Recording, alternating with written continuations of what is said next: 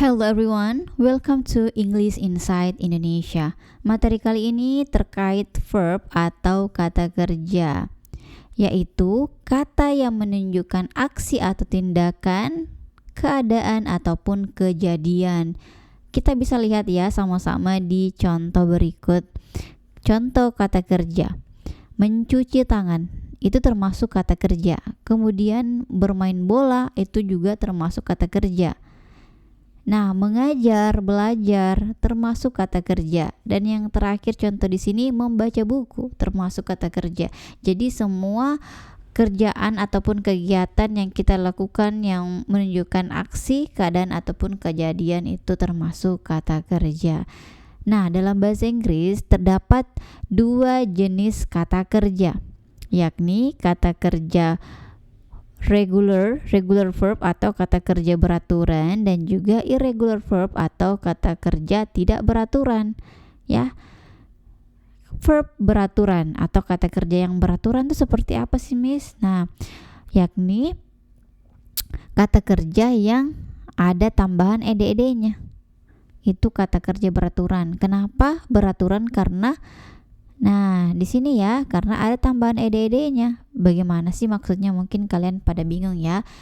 Setiap jenis kata kerja, misalnya regular verb ataupun irregular verb, itu ada yang namanya kata kerja pertama, kata kerja kedua, dan juga kata kerja ketiga. Sama di regular verb, kata kerja pertama, kedua, dan juga ketiga. Nah, bedanya apa ini yang bisa dijelaskan? Regular verb itu kata kerja beraturan ketika ada tambahan ed-nya.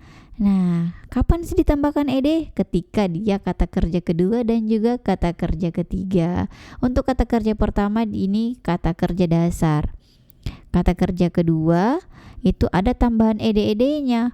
Plate menjadi plate, tetap ya. Open dari open menjadi opened.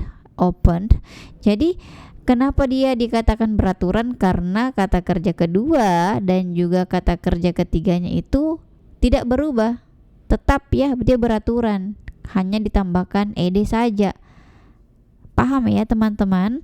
Sedangkan irregular verb itu tidak beraturan. Kenapa tidak beraturan? Karena bentuk lampau tidak konsisten. Tidak konsisten itu seperti apa sih, Miss? Nah, kita lihat sama-sama ya. Untuk verb one-nya ini, terus kita lihat kata kerja kedua dan juga kata kerja ketiganya.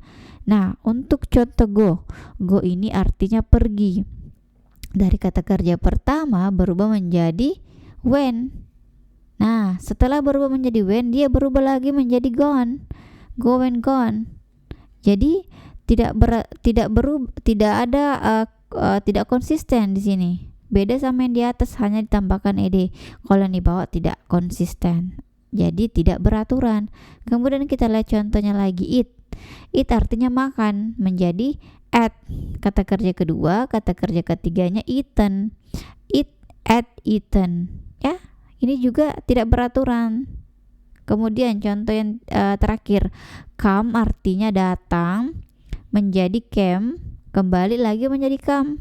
Ya, ini tidak beraturan semuanya. Dari contoh pertama, kedua, dan juga ketiga itu semuanya berubah-berubah. Ini yang dinamakan irregular verb atau kata kerja yang tidak beraturan. Ya, untuk lebih detailnya lagi, Miss sudah siapkan contoh kata kerja di sini yang bisa kalian catat, yang bisa kalian hafalkan di rumah. Ya. Jadi ada 100 contoh dari kata kerja beraturan maupun tidak beraturan dalam bahasa Inggris.